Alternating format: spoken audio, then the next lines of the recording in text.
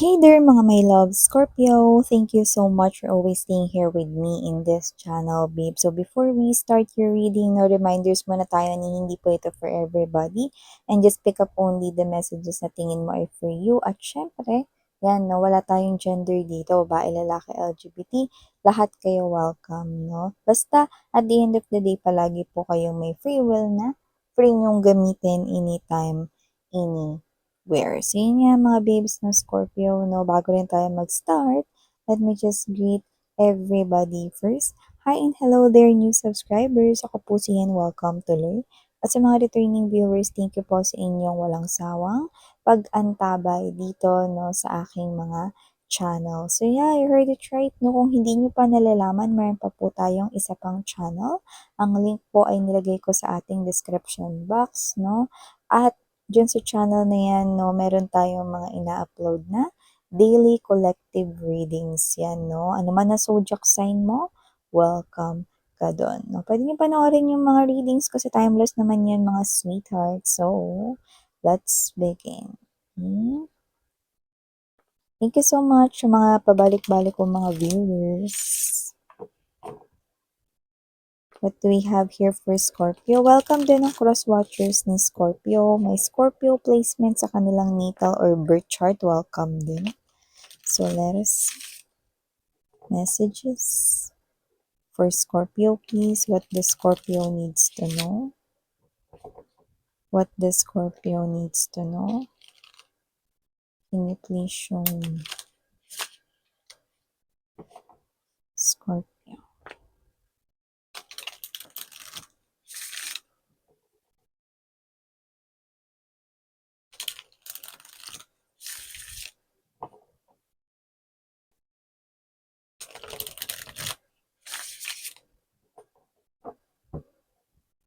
Okay, so let's go ahead and check these messages here for you. Is Scorpio. We have here for you guys, confidence. Present din dito, unity. Okay. And dito din po, well-being. Rising. King. Box of Ring. Bottom of the deck, we've got the kindred, nurture, and the healing. Yeah, definitely strong energy here, no? Of healing. Dahil nandito rin present ang well-being. So, nakikita ko dito that someone here is coming in your life. Napaparating pa lang ito, Scorpio, no?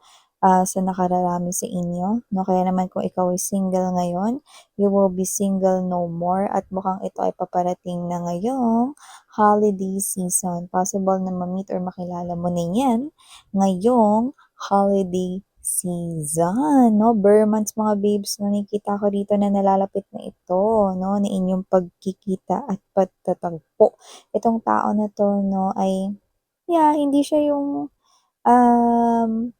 magbibigay ng direksyon sa buhay mo, pero nakikita ko dito na siya yung makatutulong, no, na maghilom ang sugat mo, no, sa yung nakaraan, no. Parang makakabangon ka, no, because of this person right here. Very healing connection ang dala-dala nitong tao na to, no. So, nakikita ko rito, no, na ang kanyang body language, no, is yung be always there right beside you, support you, okay, na parang alam mo yung presence niya, he or she will make sure, no, na lagi siyang nandyan, no, present for you, no. Hindi lang sa mga times na kakailanganin mo siya or feeling down ka or sad ka, pero nandiyan din siya, no.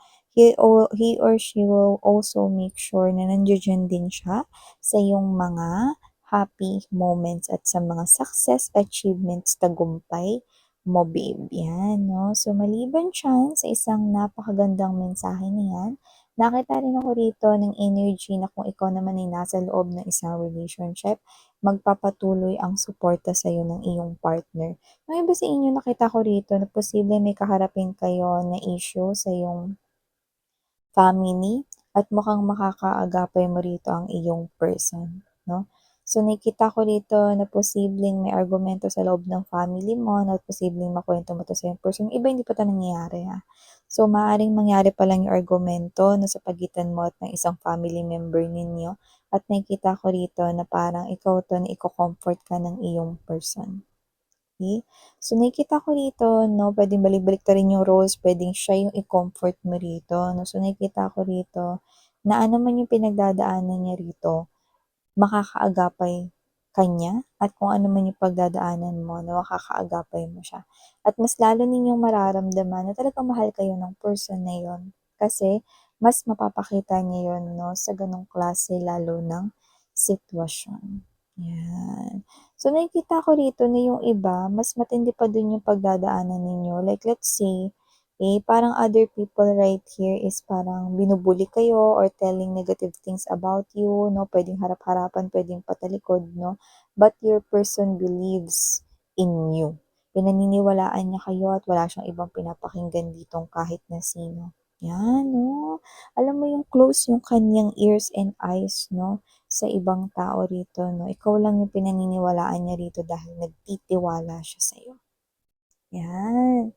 So, maaaring yan ay isang pagsubok at challenge lamang 'no, rito pero yung person mo is mapapatunayan niya rito ang kanyang love for you. So, maliban diyan Scorpio, nakita rin ako dito ng energy 'no, na posibleng eto, hindi ko alam kung ito ba yung pag-aawayan, kung may pamilyang issue rito, pero mukhang lumalabas dito ang father figure 'no, with the king energy 'no.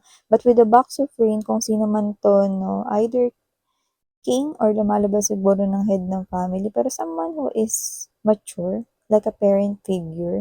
Nakikita ko rito na parang puro puro what's this? Ano ba sa Tagalog yun? Puro pasakit 'no, puro suffering yung dala niya rito 'no, sa energy ng either mama mo or ng someone na partner niya 'no, sa family ninyo. Like let's say, this is a message na hindi magre-resonate sa lahat 'no, pero mukhang lumalabas na papa niyo 'to, na nagloloko sa inyong nanay 'no. So may dala-dala siya ritong puro pasakit na lang yung dala niya rito sa nanay ninyo, okey, at hindi kayo natutuwa sa ginagawa niya. So, ang nangyayari rito, dahil ayaw siya ritong paalisin ng nanay ninyo 'no, or parang ayaw siya rito na i-release or i-let go ng nanay ninyo, tinitiis mo na lang siyang makasama sa bahay ninyo, yung nakikita ko rito, 'yan 'no. Because you love your mother so much kaysa sa galit mo, 'yan 'no. Ayaw mong ma-stress yung mama mo dahil matanda na rin naman siya. 'Yan 'no. Ayaw mong magdala ng stress kaya hinahayaan mo na lang na ikaw yung ma-stress 'no, kaysa yung mama mo yung ma-stress. Pero sakit ng ulo rito 'no, problema rito yung tatay ninyo. 'Yan, uulitin ko lang hindi yun para sa lahat, pero may nakikita ko ritong problema or parang black sheep sa family.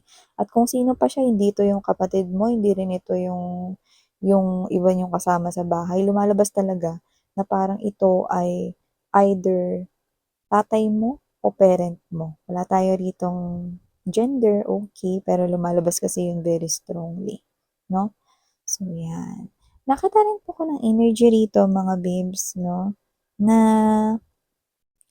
meron ditong energy kung saan possible na itong individual na 'to is somewhat may galit sa'yo. Iba na 'tong mensahe na 'to, hindi na 'to yung kanina 'no, this is another message. So, nakikita ko dito na meron ditong energy na may galit sa'yo o may inggit sa'yo o whatever. So, nakikita ko dito 'no, na kung sino man siya, hindi siya natutuwa na umaangat ka. Kasi meron dito that with the rising energy, umaangat ka pa 'no, mas mataas pa kaysa diyan sa building, 'no. So, nakikita ko dito na may magagandang paparating na mangyayari sa iyong career 'no, or sa'yo ritong kaperahan kung negosyo man 'yan na may magandang mangyayari 'no, at aangat rito yung buhay mo kagaya ng pag-angat mo dito 'no, sa paghawak mo sa string ng balloon na iyan 'no. It's a great opportunity na kitang-kita natin kagaya ng kitang-kitang kulay na pula 'no. So, nakikita ko that this is something here that will definitely change your life.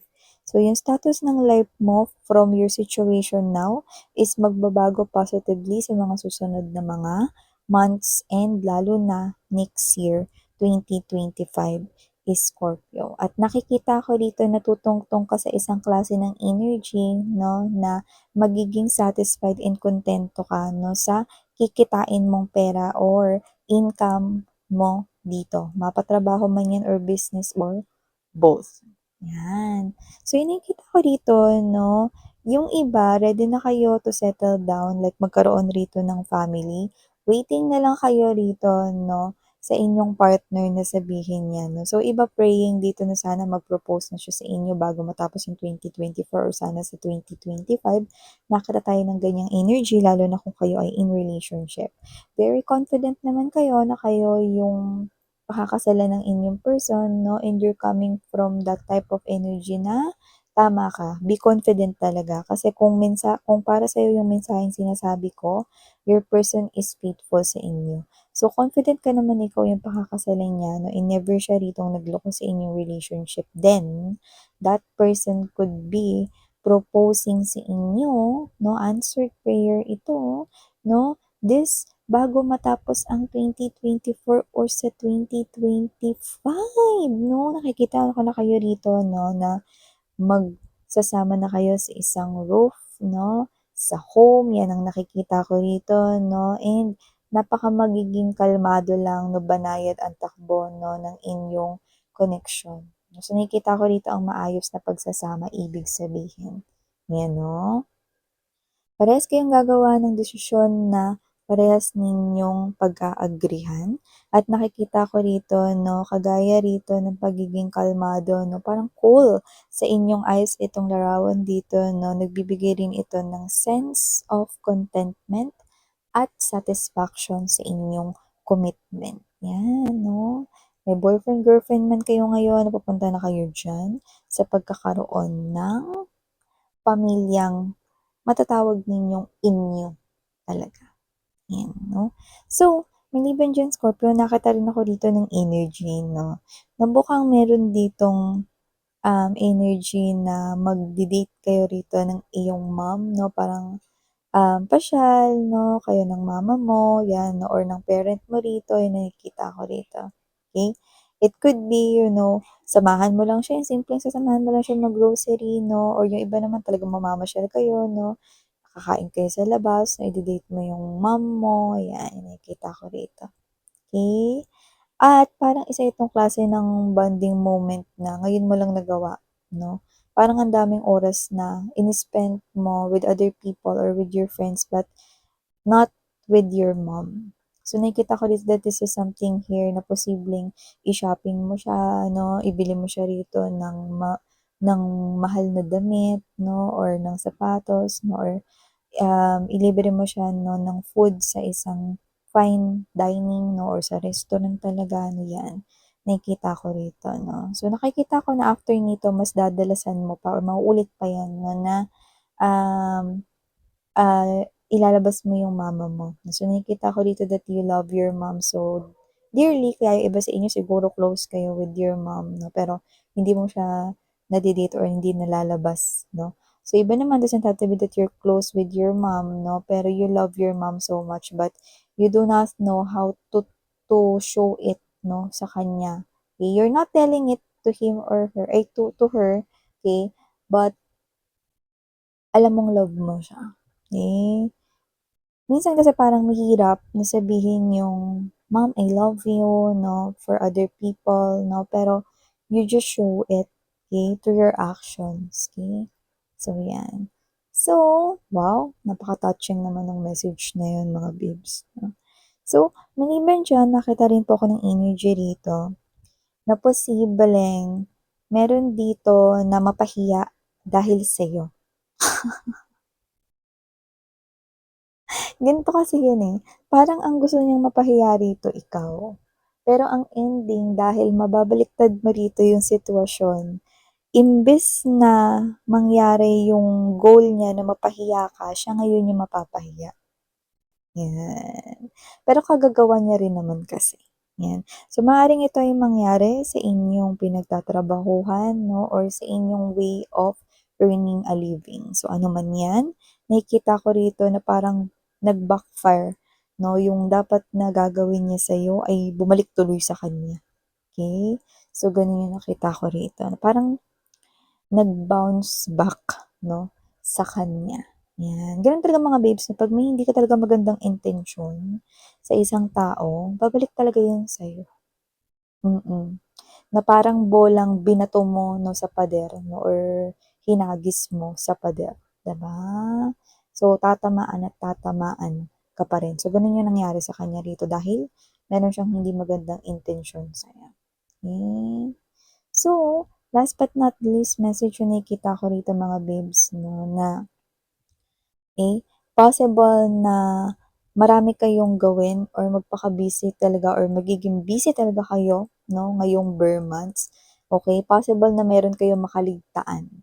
So, mas maganda na always check kung ano yung mga natapos niyo ng gawin at hindi niyo pa natapos 'no. Kasi meron akong nakikita rito na possible na ma-skipan mo or makalimutan mo, makaligtaan mong gawin at posibleng yun ay may deadline or meron yun na parang due, okey? So, tingnan ninyong i-check ninyong mabuti. Lalo na if you're working here sa isang office, okey, na na lugar, ganyan 'no, or office work kayo, ganyan, okey?